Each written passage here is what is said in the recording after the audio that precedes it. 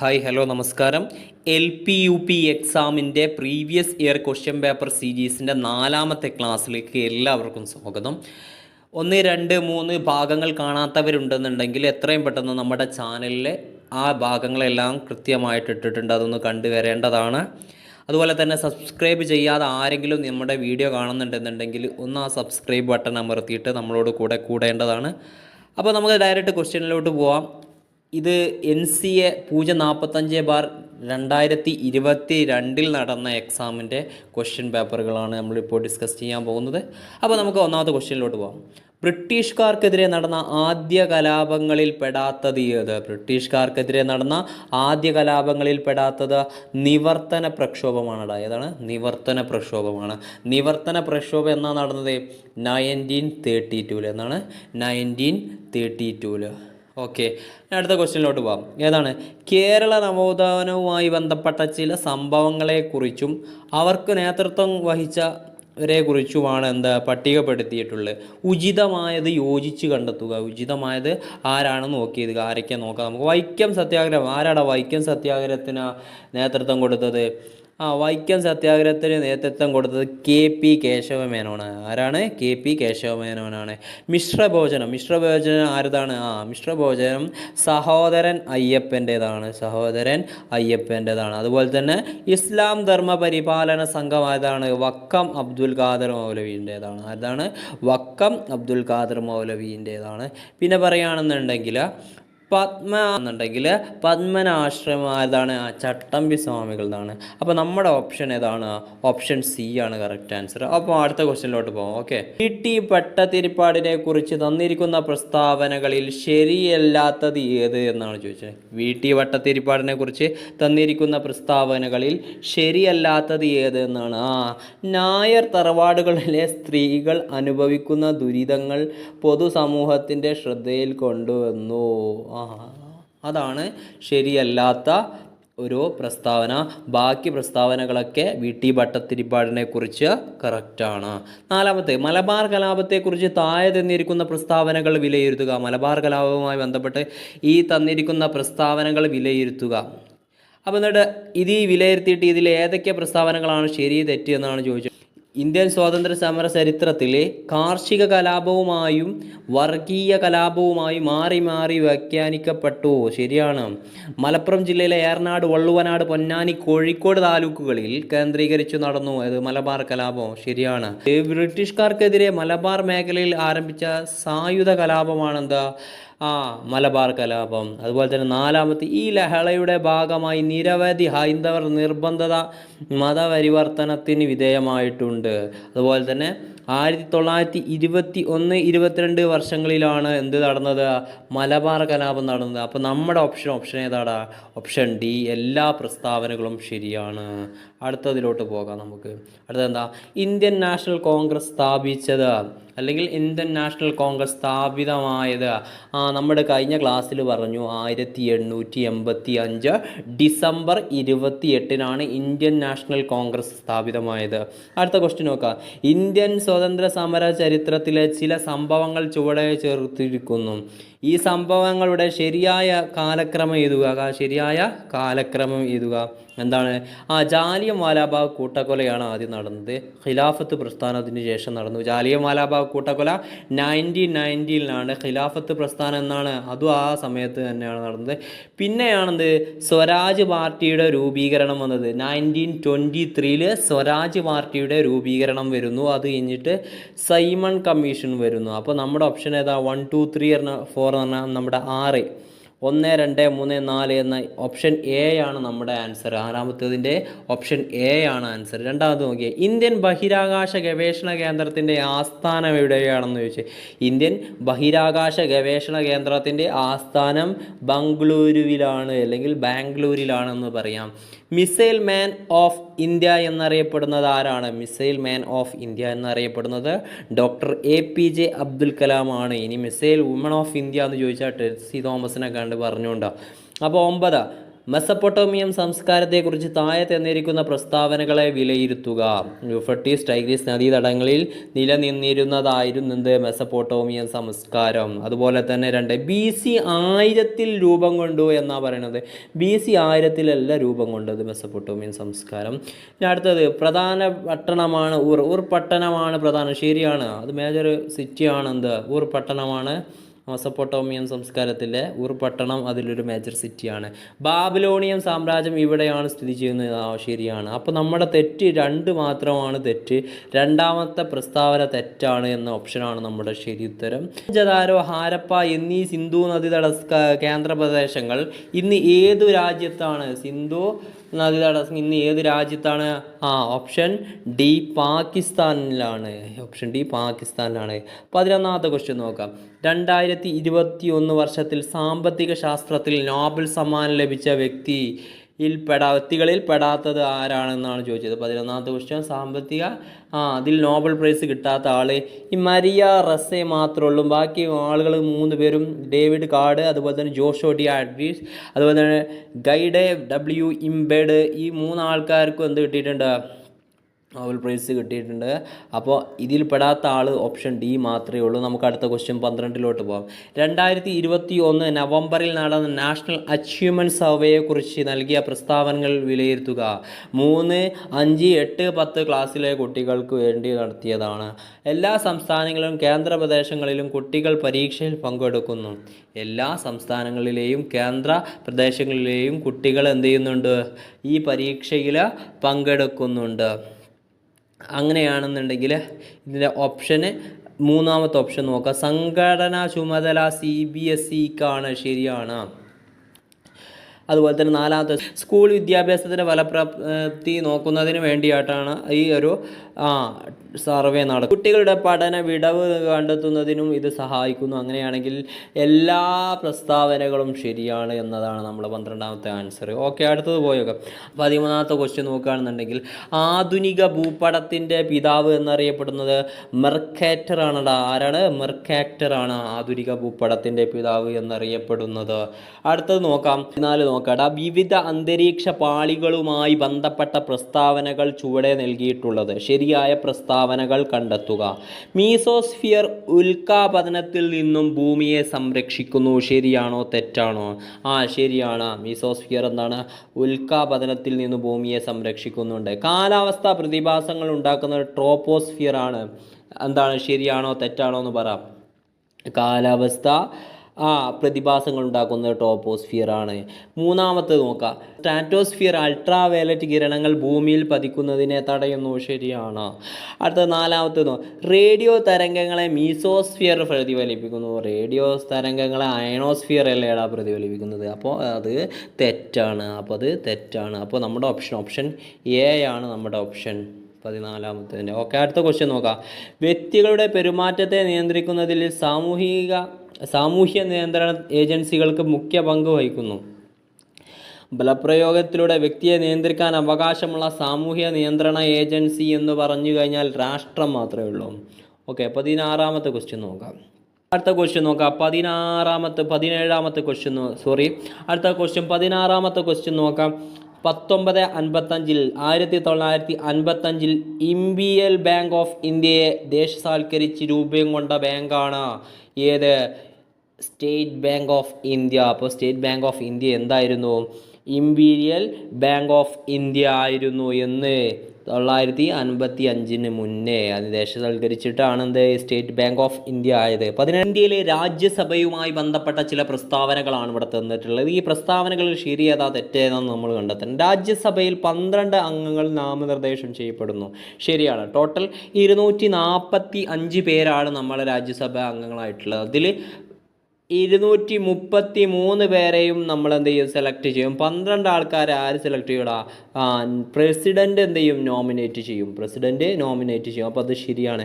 ജനപ്രതിനിധി സഭ എന്നറിയപ്പെടുന്നു. അത് തെറ്റാണ്. ജനപ്രതിനിധി സഭ എന്നല്ല അറിയപ്പെടുന്നത്. കൗൺസിൽ ഓഫ് സ്റ്റേറ്റ്സ് എന്നാണ് അറിയപ്പെടുന്നത്. ഉപരാഷ്ട്രപതിയാണ് അധ്യക്ഷത വഹിക്കുന്നത്. അത് ശരിയാണ്. രാജ്യസഭ ഉപരാഷ്ട്രപതിയാണ് അധ്യക്ഷം വഹിക്കുന്നത്. ഇതിൻ്റെ കാലാവധി 5 വർഷമാണെന്നാണ് പറയുന്നത്. അത് ശരിയാണോ? അല്ല, ഇതിൻ്റെ കാലാവധി 6 വർഷമാണ്. നമ്മുടെ ഓപ്ഷൻ ബി ആണ്. ഓക്കെ. റിസർവ് ബാങ്കിൻ്റെ നിലവിലെ ഗവർണർ ആരാണെന്നാണ് ചോദിച്ചിട്ടുള്ളത്. ആരാടാ നിലവിലെ ഗവർണർ? ശക്തികാന്ത് ദാസ് ആണെന്ത് നിലവിലെ ഗവർണർ. അതുപോലെ തന്നെ 19 ചൊവ്വ പര്യവേഷണത്തിനായി 3 അന്താരാഷ്ട്ര പേടകങ്ങൾ 2021 ഫെബ്രുവരിയിൽ ചുവന്ന ഗ്രഹമായ ചൊവ്വയിൽ എത്തിച്ചിരുന്നു. ഇതിൽ നാസയുടെ പര്യവേഷണ പേടകം ഏത്? പേഴ്സീവിയറൻസ് ആണ് എന്ത് നാസയുടെ പേടകത്തിൻ്റെ പേര്. 19. അപ്പോൾ അടുത്ത ക്വസ്റ്റ്യൻ നോക്കാം നമുക്ക്. മനുഷ്യൻ്റെ ചെവിക്ക് വേദനയുണ്ടാക്കുന്ന സ്വരത്തിൻ്റെ ഉച്ചത എത്രയാണെന്നാണ് ചോദിച്ചിട്ടുള്ളത്. 120 അതിൻ്റെ ആൻസർ. 21 സൈക്കിൾ ചക്രത്തിൻ്റെ ആക്സിൽ എണ്ണ ഇടുന്നത് എന്തിനാണ്? ഘർഷണ ബലം കുറയ്ക്കാനാണ്. എന്തിനാണ്? ഘർഷണ ബലം കുറയ്ക്കാനാണ്. അടുത്ത 22ാമത്തെ ക്വസ്റ്റ്യൻ എന്താണ്? കൂട്ടത്തിൽ പെടാത്തത് ഏതാണെന്നാണ് ചോദിച്ചിട്ടുള്ളത്. ഇവിടെ കൂട്ടത്തിൽ പെടാത്തത് സ്പീഡാണ്. സ്പീഡ് എന്താണ്? ഒരു വെക്റ്റർ ക്വാണ്ടിറ്റി അല്ല. ബാക്കിയുള്ളതൊക്കെ എന്താണ്? വെക്റ്റർ ക്വാണ്ടിറ്റി ആണ്. ഇതെന്താ? സ്കേലാർ ക്വാണ്ടിറ്റി ആണ്. അപ്പം 3ാമത്തെ ക്വസ്റ്റ്യൻ നോക്കുക. ഒരു കാന്തിക മണ്ഡലത്തിൻ്റെ സ്വാധീനം കാരണം കാന്തവൽക്കരിക്കപ്പെടാനുള്ള കാന്തിക വസ്തുക്കളുടെ കഴിവിനെയാണ് എന്ത് പറയുക? വശകത എന്ന് പറയുക. അടുത്ത ക്വസ്റ്റ്യൻ നോക്കുക. 24ാമത്തെ ക്വസ്റ്റ്യൻ എന്താണ്? ഒരു ബഹിരാകാശ സഞ്ചാരി കാണുന്ന ആകാശത്തിൻ്റെ നിറം എന്താ? കറുപ്പ്. ഓക്കെ. ഒരു ദന്ത ഡോക്ടർ പല്ലു പരിശോധനയ്ക്കായി 8 സെൻറ്റിമീറ്റർ ഫോക്കസ് ദൂരമുള്ള ഒരു കോൺകേവ് ദർപ്പണം ഉപയോഗിക്കുന്നു. പല്ലു നിരീക്ഷിക്കുന്നതിൻ്റെ അദ്ദേഹം ദർപ്പണം പല്ലിൽ നിന്ന് 4 സെൻറ്റിമീറ്റർ ദൂരത്തിൽ പിടിക്കുന്നു എങ്കിൽ ആ പ്രതിബിംബത്തിൻ്റെ ആവർത്തനം എത്രയായിരിക്കും? ആവർത്തനം കണ്ടെത്താനുള്ള ഇക്വേഷൻ നമുക്കറിയാം. എന്താണ്? V/U എന്ന ഇക്വേഷൻ ഉണ്ട്. ആ ഇക്വേഷനിൽ സബ്സ്റ്റിറ്റ്യൂട്ട് ചെയ്ത് കഴിഞ്ഞാൽ നമ്മുടെ ആൻസർ 8/4 = 2 എന്ന് കിട്ടും. അതാണ് നമ്മുടെ ആൻസർ. 2 ആണ് നമ്മുടെ ആൻസർ. അടുത്ത ക്വസ്റ്റ്യൻ നോക്കുക. 26 താഴെ തന്നിരിക്കുന്നതിൽ ഏത് ദ്രാവകമാണ് ഒരു വസ്തുവിലെ ഏറ്റവും കൂടുതൽ പ്ലവക്ഷമ ബലം ഉപയോഗിക്കുന്നത്? ഗ്ലിസറിൻ ആണ്. ഗ്ലിസറിൻ ആണ്. എന്തുകൊണ്ട്? ഹയർ ഡെൻസർ ആയിട്ടുള്ള കൂട്ടത്തിൽ ഹയർ ഡെൻസർ ആയിട്ടുള്ള ആളുകളായിരിക്കും എന്ത്? ബൊയാൻസി ഫോഴ്സ് അല്ലെങ്കിൽ പ്ലവക്ഷമ ബലം എന്ത് ചെയ്യുക? കൂടുതൽ ഉപയോഗിക്കുക. ഡയറക്ട്ലി പ്രൊപ്പോർഷണൽ ടു ആണ്. ഇനി നമ്മളോട് ചോദിക്കുകയാണ് ജലമാണോ മണ്ണെണ്ണയാണോ കൂടുതൽ പ്ലവക്ഷമം അല്ലെങ്കിൽ ബൊയാൻസി ഫോഴ്സ് എക്സേർട്ട് ചെയ്യാന്ന് ചോദിച്ചു കഴിഞ്ഞാൽ ജലമാണ്. കാരണം ജലത്തിൻ്റെത് 1 ആണ്, മണ്ണെണ്ണയുടേത് 0.81 ആണ്. അതുകൊണ്ട് ഡെൻസർ അവിടെ ജലമാണെങ്കിൽ ജലമായിരിക്കും എന്ത് കൂടുതൽ ഫോഴ്സ് ചെയ്യുന്നത്. കേരളത്തിലെ തെർമൽ പവർ സ്റ്റേഷൻ സ്ഥാപിച്ച സ്ഥലം കായംകുളത്താണ്. ഓപ്ഷൻ എ ആണ് നമ്മുടെ ആൻസർ. സൗരയൂഥത്തിന് പുറത്ത് ഇതുവരെ കണ്ടിട്ടുള്ളതിൽ വെച്ച് ഏറ്റവും ചെറിയ ഗ്രഹത്തിലൊന്നായ J367b ഭൂമിയിൽ നിന്നും എത്ര പ്രകാശവർഷം അകലെയാണ് സ്ഥിതി ചെയ്യുന്നത്? 28ാമത്തെ ക്വസ്റ്റ്യൻ്റെ ആൻസർ ഓപ്ഷൻ 31 ആണ്. ഓപ്ഷൻ സി 31 ആണ് ആൻസർ. ഇനി ചോദിക്കുന്നത് 30 ഗ്രാം ഗ്ലൂക്കോസ് 120 ഗ്രാം ജലത്തിൽ ലയിച്ചു കിട്ടുന്നു. 150 ഗ്രാം ലായനിയിൽ ഗ്ലൂക്കോസിൻ്റെ മാസ് പെർസെൻറ്റേജ് അല്ലെങ്കിൽ മാസ് ശതമാനം എത്രയെന്നാണ് ചോദിക്കുന്നത്. നമ്മൾ എത്ര പെർസെൻറ്റേജ്? 30 ഡിവൈഡഡ് ബൈ ടോട്ടൽ 150 × 100 ചെയ്ത് കഴിഞ്ഞാൽ നമുക്ക് എന്ത് ചെയ്യും? അത് കിട്ടും. അതിന് ആൻസർ എന്താണ്? 20 ആണ് ആൻസർ. ഓപ്ഷൻ എ ആണ് നമ്മുടെ ആൻസർ. ഓക്കെ. ഇത് വിശ്ലേഷണം നടക്കുമ്പോൾ ഒരു ഇലക്ട്രോഡിൽ സ്വതന്ത്രമാക്കപ്പെടുന്ന പദാർത്ഥത്തിൻ്റെ അളവ് ഇലക്ട്രോലൈറ്റിലൂടെ കടന്നു പോകുന്നു. വൈദ്യുതിയുമായി ബന്ധപ്പെട്ട് എങ്ങനെയിരിക്കുന്നു? നേരനുപാതത്തിലായിരിക്കും. എന്തായിരിക്കും? നേരനുപാതത്തിൽ. മാലക്കേറ്റ് ഏത് ലോഹത്തിൻ്റെ അയിരാണ്? ഏത് ലോഹത്തിൻ്റെ അയിരാണ്? കോപ്പറിൻ്റെ അയിരാണ്. സിങ്കിൻ്റെ അയിര് എന്താണ്? കലാമൈനാണ്. അതുപോലെ തന്നെ അലൂമിനിയം ബോക്സൈറ്റ് ആണ്. അയൺ എന്താണ്? മാഗ്നറ്റൈറ്റ് ആണ്. മുഖ്യ ക്വാണ്ടം നമ്പർ 4 ആയാൽ സാധ്യമായ ഓർബിറ്റലുകളുടെ എണ്ണം എത്രയാണ്? n² ആണടാ. n² എന്ന് പറയുമ്പോൾ ഇവിടെ എത്രയാണ്? 4² എന്ന് പറയുമ്പോൾ 16 ആണ് നമ്മുടെ ആൻസർ. ഓക്കെ. താഴെ തന്നിരിക്കുന്ന ജോഡികളിൽ ഇലക്ട്രോണിക് സ്പീഷീസ്, അതായത് ഒരേ നമ്പർ ഓഫ് ഇലക്ട്രോൺ ഉള്ള ആളുകൾ ആരൊക്കെയാണെന്നാണ് ഇവിടെ ചോദിക്കുന്നത്. ഇവിടെ നിങ്ങൾ ശ്രദ്ധിക്കേണ്ടതാ. എടാ മക്കളെ, നിങ്ങൾ എന്ത് ചെയ്യണം എന്നറിയാം? 30 വരെയെങ്കിലും മിനിമം നിങ്ങൾ എന്ത് ചെയ്താൽ കാണാതെ പഠിച്ചിരിക്കും. പീരിയോഡിക് ടേബിൾ മിനിമം 30 നിങ്ങൾ പഠിച്ചിരിക്കണം. മാക്സിമം കംപ്ലീറ്റ് പഠിക്കണം. അന്ന് കഴിഞ്ഞാലേ ഇങ്ങനത്തെ ക്വസ്റ്റ്യൻസൊക്കെ നമുക്ക് എന്ത് ചെയ്യാൻ പറ്റുള്ളൂ? ഈസി ആയിട്ട് തട്ടിയിടാൻ പറ്റുള്ളൂ. ഇവിടെ ഓപ്ഷൻ നോക്കുകയാണ്. മഗ്നീഷ്യത്തിൻ്റെ അറ്റോമിക് നമ്പർ 12 ആണ്. ആ 12. അപ്പോൾ ഇവിടെ 12 ഇലക്ട്രോൺ ഉണ്ട്. അടുത്തത് ഓപ്ഷൻ എ ആണ് പറയുന്നത്. അടുത്തത് ഓക്സിജൻ 2- ആണ്. അപ്പോൾ ഓക്സിജനിൽ എന്താ അറ്റോമിക് നമ്പർ അല്ലെങ്കിൽ ഓക്സിജനിൽ എത്ര ഉണ്ട്? 8 പേരുണ്ട്. 2- കണ്ട് കഴിഞ്ഞാൽ ആ മൈനസിന് എന്ത് ചെയ്യുന്നു? 2 ആളുകളും കൂടി അതിൽ എന്ത് ചെയ്യും? ജോയിൻ ചെയ്തിട്ടുണ്ടെന്ന് കൂട്ടിക്കോ. +2 ആയിട്ട് അത് ടോട്ടൽ 10. അപ്പോൾ ഇവിടെ ഇലക്ട്രോണുകളുടെ എണ്ണം മഗ്നീഷ്യത്തിന് 12ഉം ഓക്സിജന് എത്രയാണ്? 10 അപ്പോൾ ഇലക്ട്രോണിക് സ്പീഷീസ് അല്ല അവർ രണ്ടുപേരും. അങ്ങനെ ഈ കൂട്ടത്തിൽ ആരും ഇല്ല. ഈ ക്വസ്റ്റ്യനെ തെറ്റാന്ന് തോന്നുന്നു. അപ്പോൾ അങ്ങനെ കറക്റ്റ് എണ്ണമാണ് കിട്ടുന്നുണ്ടെന്നുണ്ടെങ്കിൽ അത് ഇലക്ട്രോണിക് സ്പീഷീസാണ്. അടുത്ത ക്വസ്റ്റ്യൻ നോക്കാം. അയോണിക ബന്ധത്തിൽ ഭാഗിക സംയോജക സ്വഭാവം വരുന്ന സാഹചര്യം ഏതാണ്? കാറ്റയോണിൻ്റെ വലിപ്പം കുറയുക എന്നൊരു സാഹചര്യം വന്നാൽ അവിടെ എന്ത് ചെയ്യും? ഭാഗിക സഹസംയോജക സ്വഭാവം വരുന്ന സാഹചര്യമായി മാറും. തന്നിരിക്കുന്നവയിൽ അമ്ലശക്തി അല്ലെങ്കിൽ അസിഡിക് സ്ട്രെങ്ത് കൂടുതലുള്ള അല്ലെങ്കിൽ കുറവുള്ള ആരാണെന്നാണ് ചോദിച്ചിട്ടുണ്ടെങ്കിൽ ഇവിടെ ആസിഡിക് സ്ട്രെങ്ത് കുറവുള്ളത് ആർക്കാണ്? CH4 CH4 നിങ്ങൾ എന്ത് ചെയ്യാറോ? CN ഓഫ് എന്ന് പഠിച്ചു വെച്ചോ. CN ഓഫ് എന്ന് പഠിച്ചു വെച്ചോ. അതായത് ഇതായിരിക്കും കുറവ്. ഇത് കുറവെന്ന് കൂടുതലിലോട്ട് പോകുന്ന പരിപാടിയാണ്. CN ഓഫ് എന്ന് പഠിച്ചു വെച്ചോ. ഇവിടെ ആരൊക്കെയാണ് ഫസ്റ്റ് വരികയാണെന്നുണ്ടെങ്കിൽ ആസിഡ് സ്ട്രെങ്ത് ഏറ്റവും കൂടുതലുള്ള ആൾ HF ആണ്. പിന്നെ അതിൻ്റെ അടുത്ത ആൾ ആരാണെങ്കിൽ NH3. പിന്നെ അതിൻ്റെ അടുത്ത ആൾ H2O. ദെൻ അതിൻ്റെ അടുത്ത ആൾ CH3. ഇത് ഈ ഓർഡറിൽ തന്നെ പഠിച്ചു വെച്ചോ. ഈ ഓർഡർ മറക്കരുത്. ആ ഓർഡർ കൃത്യമായിട്ട് മനസ്സിലുണ്ടാവണം. ആ ഓർഡർ എന്തായാലും ക്വസ്റ്റ്യൻ ചോദിക്കാൻ സാധ്യത കൂടുതലാണ്. 36 ആവർത്തന പട്ടികയുടെ 150-ാം വാർഷികം എന്നായിരുന്നു? 2019. നമ്മുടെ ആൻസർ ഓപ്ഷൻ ഡി ആണ് നമ്മുടെ ആൻസർ. അടുത്ത ക്വസ്റ്റ്യൻ നോക്കാം. 2021 രസതന്ത്രത്തിന് നോബൽ സമ്മാനം കിട്ടിയത് 2021 കെമിസ്ട്രിയിലെ നോബൽ പ്രൈസ് കിട്ടിയത് ആർക്കാണെന്നാണ്? നമ്മുടെ ഓപ്ഷൻ എ ആണ് നമ്മുടെ ഓപ്ഷൻ ആൻസർ. ബെഞ്ചമിൻ ലിസ്റ്റിനും ഡേവിഡ് മക്മില്ലറിനുമാണ് എന്ത് കിട്ടിയത്? 2021 കെമിസ്ട്രിയിലെ നോബൽ പ്രൈസ് കിട്ടിയത്. ഏത് ടോപ്പിക്കാണ്? ഏത് ഏരിയ ആണ്? ഡെവലപ്മെൻറ്റ് ഓഫ് അസിമെട്രിക് ഓർഗാനോക്ലാലിസിസ് എന്ന ഏരിയയിൽ നിന്നാണ് എന്ത് കിട്ടിയത്? ബെഞ്ചമിൻ ലിസ്റ്റിനും ഡേവിഡ് മക്മില്ലറിനും കൂടെ രസതന്ത്രത്തിൽ നോബൽ സമ്മാനം കിട്ടിയത്. അടുത്ത ക്വസ്റ്റ്യൻ നോക്കാം. പ്രകാശ സംശ്ലേഷണം ബന്ധപ്പെട്ട ശരിയായ പ്രസ്താവന ഏതാണെന്നാണ് ചോദിച്ചിട്ടുള്ളത്. 38-ാമത്തെ ക്വസ്റ്റ്യൻ്റെ ആൻസർ എന്ന് പറഞ്ഞാൽ ഓപ്ഷൻ സി ആണ്. പ്രകാശ സംശ്ലേഷണ സമയത്ത് പുറത്തു വരുന്ന ഓക്സിജൻ ജലത്തിൻ്റെ വിഘടനത്തിൻ്റെ ഫലമായിട്ട് വരുന്നതാണെന്നാണ് പറയുന്നത്. അടുത്ത ക്വസ്റ്റ്യൻ നോക്കാം. ജീവികളിലെ 5 ഖണ്ഡങ്ങളായി വർഗീകരിച്ച അമേരിക്കൻ സസ്യശാസ്ത്രജ്ഞൻ ആരാണ്? അമേരിക്കൻ സസ്യശാസ്ത്രജ്ഞൻ RH വിറ്റക്കറാണ്. RH വിറ്റക്കറാണ് എന്ത് 5 ഖണ്ഡങ്ങൾ 5 കിങ്ഡംസ് എന്ന കൺസർവേഷനുമായിട്ടല്ലേ വർഗീകരിച്ച ആളാരാണ്? Robert H വിറ്റക്കറാണ്. അതുപോലെ തന്നെ 6 ഖണ്ഡാണെങ്കിൽ കോൾവേഴ്സാണ് 6 ആണെങ്കിൽ റോബർട്ട് H ആണ്. RH വിറ്റക്കർ ആണെന്നുണ്ടെങ്കിൽ 5 ഖണ്ഡമാണ്. വൃക്കയിൽ ജലത്തിൻ്റെ പുനരാഗിരണത്തിന് സഹായിക്കുന്ന ഹോർമോൺ ഏതാണെന്ന് ചോദിച്ചിട്ടുണ്ട്. ADH ആണ്. അടുത്ത ക്വസ്റ്റ്യൻ നോക്കുകയാണെന്നുണ്ടെങ്കിൽ എക്സിറ്റു കൺസർവേഷനിൽ ഉൾപ്പെടാത്തത് ഏതാണ്? എക്സിറ്റു കൺസർവേഷൻ എന്ന് പറഞ്ഞു കഴിഞ്ഞാൽ എന്താ? എൻഡേഞ്ചറസ് ആയിട്ടുള്ള സ്പീഷീസിനെ നിലനിർത്താൻ വേണ്ടിയിട്ടുള്ള പ്രോസസ് ഓഫ് പ്രൊട്ടക്റ്റിംഗ് എൻഡേഞ്ചറസ് സ്പീഷീസിനെയാണ് എന്താ പറയുക എക്സിറ്റു കൺസർവേഷൻ. 2 കൺസർവേഷൻ എക്സിറ്റോ ഉണ്ട് ഇൻസിറ്റോ ഉണ്ട്. അതിൽ പെടാത്തത് ആരാണെന്നാണ് ചോദിച്ചത്. ബൊട്ടാണിക്കൽ ഗാർഡൻ അതിൽ പെടും. അത് എന്ത് ചെയ്യാണ്? നിലനിർത്താൻ വേണ്ടിയിട്ടുള്ളതാണ്. ജീൻ ബാങ്ക് അതിൽ പെടും. സുവോളജിക്കൽ ഗാർഡൻ പെടും. അതിൽ പെടാത്തത് നാഷണൽ പാർക്കാണ്. ഓക്കെ, അടുത്ത ക്വസ്റ്റ്യൻ നോക്കുക. ഹൃദയസ്പന്ദനം, ശ്വാസോച്ഛ്വാസം തുടങ്ങിയ അനൈച്ഛിക പ്രവർത്തനങ്ങളോടെ നിയന്ത്രിക്കുന്ന മസ്തിഷ്കത്തിൻ്റെ ഭാഗം ഏതാണെന്നാണ് ചോദിച്ചിട്ടുള്ളത്. മസ്തിഷ്കത്തിൻ്റെ ഭാഗം മെഡുല്ല ഒബ്ലാങ്കേറ്റ ആണ്. ബാക്കി ഭാഗങ്ങളൊക്കെ കൃത്യമായിട്ട് പഠിക്കണേ. അത് 48-ാമത്തെ ക്വസ്റ്റ്യൻ നോക്കുക. താഴെ തന്നിരിക്കുന്ന പ്രത്യേകതയുള്ള സസ്യകല ഏതാണെന്ന്? കോശഭിത്തിയുടെ മൂലകങ്ങളിൽ മാത്രം കട്ടി കൂടിയ തരം കോശങ്ങൾ ചേർന്നത് സസ്യഭാഗങ്ങൾക്ക് വഴക്കവും താങ്ങും നൽകുന്നു. അപ്പോൾ തന്നെ നമുക്ക് മനസ്സിലാക്കിയ കോളം കൈമയെക്കുറിച്ചാണ് ഈ പറയുന്നത്. സജീവ സസ്യകലയാണത്. താഴെ തന്നിരിക്കുന്നവയിൽ നിന്ന് ഒമിക്രോൺ ഏതാണ്? ഓപ്ഷൻ സി ആണ് ഒമിക്രോൺ. പഠിച്ചോ. 529 ആണ്. 11529 ആണ്. സൈലന്റ് സ്പ്രിംഗ് എന്ന കൃതി രചിച്ചത് റേച്ചൽ കേഴ്സൺ ആണ്. താഴെ കൊടുത്തിരിക്കുന്നവയിൽ സാമൂഹിക ജ്ഞാന നിർമ്മിതിവാദ പ്രകാരമുള്ള ക്ലാസ് മുറിയിൽ അധ്യാപകൻ്റെ റോൾ അല്ലാത്തത് ഏത് എന്നാണ് ചോദിച്ചിട്ടുണ്ട്. അറിവിൻ്റെ ദാതാവ് അയാളാണ് അറിവിൻ്റെ ദാതാവ് എന്ന് പറയുന്നത്.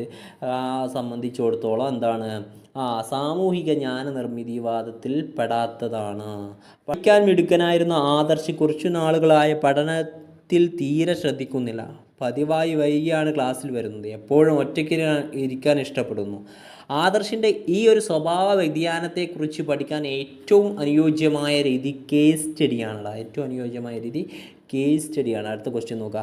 പഠനവേളയിൽ ടീച്ചർ ഓരോ കുട്ടിയെയും നിലവാരത്തിനനുസരിച്ചുള്ള സാഹചര്യങ്ങൾ, മാർഗനിർദ്ദേശങ്ങൾ എന്നിവ നൽകുന്നതിനെ എങ്ങനെ വിശേഷിപ്പിക്കാം? പഠനവേളയിൽ ടീച്ചർ ഓരോ കുട്ടിയെയും നിലവാരത്തിനനുസരിച്ച് സഹായങ്ങൾ, മാർഗനിർദ്ദേശങ്ങൾ എന്നിവ നൽകുന്നതിനെ എങ്ങനെ വിശേഷിപ്പിക്കാം? എങ്ങനെ വിശേഷിപ്പിക്കാം? കൈത്താങ്ങു നൽകൽ എന്ന് വിശേഷിപ്പിക്കാം. 63ൻ്റെ ആൻസർ ബി ആണ്. കൈത്താങ്ങു നൽകൽ. കൊത്താങ്ങു നൽകൽ, കൈത്താങ്ങു നൽകൽ, സ്കഫോൾഡിങ് എന്നൊക്കെ പറയാം. 4 പ്രതിക്രിയാധ്യാപന, റെസിപ്രോക്കൽ ടീച്ചിങ്, ലേവ് വൈക്കോട്സ്കി. കേട്ടപ്പോൾ സ്പോട്ടിലായിരിക്കുമല്ലേ? ഓക്കെ. 65 ചുവടെ കൊടുത്തിരിക്കുന്ന വൈകാരിക ബുദ്ധിയുള്ള വ്യക്തിക്ക് ഇല്ലാത്ത സവിശേഷത ഏതാ? സ്വന്തം വികാരങ്ങളനുസരിച്ച് മാത്രം പ്രവർത്തിക്കുക എന്ന് പറഞ്ഞു കഴിഞ്ഞാൽ അയാളെ സംബന്ധിച്ചിടത്തോളം അയാൾ എന്തല്ല, ഇമോഷണലി ഇൻ്റലിജൻ്റ് അല്ല അയാൾ.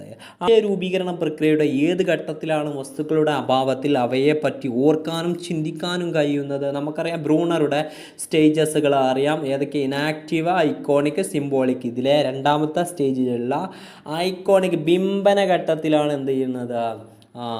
ഈ ഘട്ടത്തിലാണ് വസ്തുക്കളുടെ അഭാവത്തിൽ അവയെപ്പറ്റി ഓർക്കാനും ചിന്തിക്കാനും കഴിയുന്നത്. 67ാമത്തെ ക്വസ്റ്റ്യൻ നോക്കുക. താഴെ തന്നിരിക്കുന്നവയിൽ കേരള സ്കൂൾ പാഠ്യപദ്ധതി സമീപനത പ്രക്രിയാധിഷ്ഠിത പഠനമാണ് എന്ത്? കേരള സ്കൂൾ പാഠ്യപദ്ധതിയുടെ സമീപനം. 10 വയസ്സുള്ള ഒരു കുട്ടിയുടെ IQ 98 ആയാൽ മാനസിക വയസ്സ് എത്ര? മാനസിക വയസ്സ് ഓപ്ഷൻ എ ആണ്. നമുക്കറിയാം ഓപ്ഷൻ എ ആണ് ആൻസർ. 9.8 ആയിരിക്കും. കാരണം നമുക്കറിയാം ഐക്യുവിൻ്റെ ഇക്വേഷൻ എന്താണ്? Mental age divided by canonical age into 100 ആണ്. അതിൽ എന്ത് ചെയ്യും? ചോദിച്ച മാനസിക മെൻ്റൽ ഏജ് ആണ് നമ്മളടുത്ത് ചോദിച്ചത്. അവിടെ എക്സ് ഇട്ടിട്ട് നമ്മൾ ഇക്വേഷൻ ഒന്ന് സബ്സ്റ്റിറ്റ്യൂട്ട് ചെയ്താൽ നമുക്ക് കറക്റ്റ് ആൻസർ കിട്ടും. സങ്കലിത വിദ്യാഭ്യാസം അല്ലെങ്കിൽ ഇൻക്ലൂസീവ് എഡ്യൂക്കേഷൻ ഭിന്നശേഷിക്കാരായ കുട്ടികൾക്കും മറ്റു കുട്ടികളെ പോലെ തുല്യ അവസരങ്ങൾ ലഭിക്കുക എന്ന ലക്ഷ്യത്തോടെ ആസൂത്രണം ചെയ്തിട്ടുള്ളതാണ്. സങ്കലിത വിദ്യാഭ്യാസമുള്ളത് സ്കൂളിലാണ് നടത്തുന്നത്. ഏത് സ്കൂളിലാണ്? പൊതുവിദ്യാലയങ്ങളിലാണ്. ജില്ലാ ശാസ്ത്രമേളയിൽ 1ാം സ്ഥാനം നേടുക എന്ന ലക്ഷ്യത്തോടെ മനു സയൻസ് വർക്കിംഗ് മോഡൽ നിർമ്മിക്കുന്നത് മനുവിൻ്റെ ഈ സ്വഭാവം എന്തിനെ സൂചിപ്പിക്കുന്നു? ബാഹ്യ അഭിപ്രേരണയെ സൂചിപ്പിക്കുന്നു. എന്താണ് പറയുന്നത്? കുട്ടികളുടെ വ്യക്തി വ്യത്യാസങ്ങൾ പരിഗണിക്കുന്ന ഒരു അധ്യാപകൻ താഴെ കൊടുത്തിരിക്കുന്നവയിൽ ഏതാണെന്ന് തിരഞ്ഞെടുക്കുക. ഇടയ്ക്കിടയ്ക്ക് പരീക്ഷകൾ നടക്കണം. അങ്ങനെയാണ് അതിൻ്റെ ഓപ്ഷൻ വരുന്നത്. താഴെ കൊടുത്തിരിക്കുന്നവയിൽ നേതൃത്വ പരിശീലനത്തിന് പ്രയോജനപ്പെടുത്താവുന്നത് ഏതാണ്? ക്ലബ്ബ് പ്രവർത്തനങ്ങളാണ്. നേതൃത്വ പരിശീലനത്തിന്, ലീഡർഷിപ്പിന് ക്ലബ്ബുകൾ ആണെങ്കിൽ സംശീകരണവും സംസ്ഥാപനവും മനഃശാസ്ത്രത്തിലെ ഏത് ആശയവുമായി സ്കീം അധ്യാപകർക്കുണ്ടായിരിക്കേണ്ട യോഗ്യതകൾ, നൈപുണികൾ, മനോഭാവങ്ങൾ എന്നിവയുടെ വിശദമാക്കുന്ന രേഖയാണ് NCFTE 2009. സ്വന്തം ശക്തി ദൗർബല്യങ്ങൾ തിരിച്ചറിഞ്ഞ് പ്രവർത്തിക്കാനും കഴിവിൻ്റെ പരമാവധിയിലേക്ക് ഉയരാനും ഒരു വ്യക്തിയെ സഹായിക്കുന്ന ബുദ്ധിയാണ് ആന്തരിക വൈയക്തിക ബുദ്ധി. ഓക്കെ. അടുത്ത ക്വസ്റ്റ്യൻ നോക്കാം. ഒരു ആശയത്തിലെ വിവിധ തലങ്ങൾ അതിൻ്റെ കാഠിന്യമനുസരിച്ച് വ്യത്യസ്ത ക്ലാസ്സുകളിൽ പഠിപ്പിക്കുന്ന രീതിയാണ് ചാക്രിക രീതി അല്ലെങ്കിൽ സ്പൈറൽ അപ്രോച്ച് എന്ന് പറയാം. ഗുണസവിശേഷത അടിസ്ഥാനത്തിൽ മാനസികമായി വർഗീകരിക്കുന്ന വിവരങ്ങളെ എങ്ങനെ വിശേഷിപ്പിക്കാം? ആശയങ്ങൾ എന്ന് പറഞ്ഞിട്ട് വിശേഷിപ്പിക്കാം. 77ാമത്തെ ക്വസ്റ്റ്യൻ്റെ ആൻസർ ആശയങ്ങളാണടാ. പുരോഗമനവും ജനാധിപത്യവുമായ പാഠ്യപദ്ധതിയുടെ സവിശേഷത താഴെ കൊടുത്തിരിക്കുന്നവയിൽ ഏതാണെന്നാണ് ചോദിച്ചിട്ടുള്ളത്. ഏതാണ്? Option C. വളരെ സമ്പുഷ്ടവുമായതും അയവുള്ളതുമായിരിക്കും എന്നാണ് പറയുന്നത്. ഓപ്ഷൻ സി ആണ് നമ്മുടെ ആൻസർ. 79 ഡിസ്ലെക്സിയ ഉള്ള കുട്ടി എന്തിൻ്റെ ബുദ്ധിമുട്ടാണ്? ഭാഷയെ ശരിയായി ഉപയോഗിക്കാൻ പറ്റില്ല, സ്പെല്ലിംഗ് ഒന്നും ചെയ്യാൻ പറ്റില്ല. അതാണ് ഡിസ്ലെക്സിയയുടെ ലേണിംഗ് ഡിസബിലിറ്റിയുടെ ഒരു പ്രശ്നം എന്ന് പറഞ്ഞാൽ ഭാഷ ശരിയായി ഉപയോഗിക്കാൻ പറ്റില്ല എന്നുള്ള. വിദ്യാലയം തന്നെ ഒരു പഠന ഉപകരണം അല്ലെങ്കിൽ ബിൽഡിംഗ് ആസ് ലേണിംഗ് എയ്ഡ് എന്ന് പറയുന്ന ആശയത്തിന് യോജിക്കുന്നത് ഏതോ? ഇവിടെ പച്ചക്ക് എഴുതി കൊടുത്തിട്ടുണ്ട്, ബാല എന്ന് എഴുതിയിട്ടുണ്ട്, ബിൽഡിംഗ് ആസ് ലേണിംഗ് എയ്ഡ് എന്ന് കൊടുത്തിട്ടുണ്ട്. അപ്പോൾ നമ്മൾ ഈ ഇതുവരെ എല്ലാ ക്വസ്റ്റ്യൻസുകളും നമ്മൾ നോക്കി. ഇതുവരെ നമ്മൾ CGS-മായി ബന്ധപ്പെട്ട എല്ലാ ക്വസ്റ്റ്യൻസുകളും നമ്മൾ നോക്കിയിട്ടുണ്ട്. ഇംഗ്ലീഷ്, മാത്സ്, മലയാളം ഉപയോഗിക്കുകയുള്ള എല്ലാ ക്വസ്റ്റ്യൻസും നമ്മൾ എന്ത് ചെയ്തിട്ടുണ്ട്, വർക്കൗട്ട് ചെയ്തിട്ടുണ്ട്. കൃത്യമായിട്ട് ഓരോ ക്വസ്റ്റ്യനുകളും ആ ഓരോ ക്വസ്റ്റ്യനിലുള്ള ഓപ്ഷനുകളും നമ്മൾ കൃത്യമായി പഠിച്ച് മുന്നേറുകയാണെന്നുണ്ടെങ്കിൽ നമുക്ക് വളരെ കൂളായിട്ട് തന്നെ ഇതിൻ്റെ മാക്സിമം നമ്മൾക്ക് സിലബസ് കവർ ചെയ്യുന്ന രീതിയിൽ തന്നെ നമുക്ക് പഠിക്കാൻ പറ്റും. അപ്പം തുടർന്ന് ബാക്കിയുള്ള ക്വസ്റ്റ്യൻസുകളും നമുക്ക് ഡിസ്കസ് ചെയ്യേണ്ടതുണ്ട്. നമുക്കറിയാം അടുത്ത വീഡിയോയിൽ ബാക്കി അടുത്തൊരു ക്വസ്റ്റ്യൻ പേപ്പറുമായിട്ട് നമുക്ക് കാണാം. ഓക്കെ, അതുവരേക്കും എല്ലാ ആളുകളും എന്ത് ചെയ്യാം, ഈ ചാനൽ ഒന്ന് സബ്സ്ക്രൈബ് ചെയ്യുക. സബ്സ്ക്രൈബ് ചെയ്തിട്ട് അടുത്ത വീഡിയോ വരുന്നത് വരെ നിങ്ങൾ ഇതുവരെ വന്ന വീഡിയോസൊക്കെ പക്ക കണ്ടിട്ട് അതിലെ എല്ലാ ക്വസ്റ്റ്യൻസുകളും ക്ലിയർ ചെയ്ത് വരുമ്പോൾ ഓരോ ക്വസ്റ്റ്യൻസും നമുക്ക് എന്ത് ചെയ്യാൻ പറ്റും, കൃത്യമായിട്ട് ആ ക്വസ്റ്റ്യൻ കാണുമ്പോൾ തന്നെ നമുക്ക് ആൻസർ ചെയ്യാൻ പറ്റുന്ന ഒരു രീതിയിലോട്ട് എത്താനുള്ള ശ്രമങ്ങൾ നിങ്ങൾ നടത്താം. Okay, best of luck for all.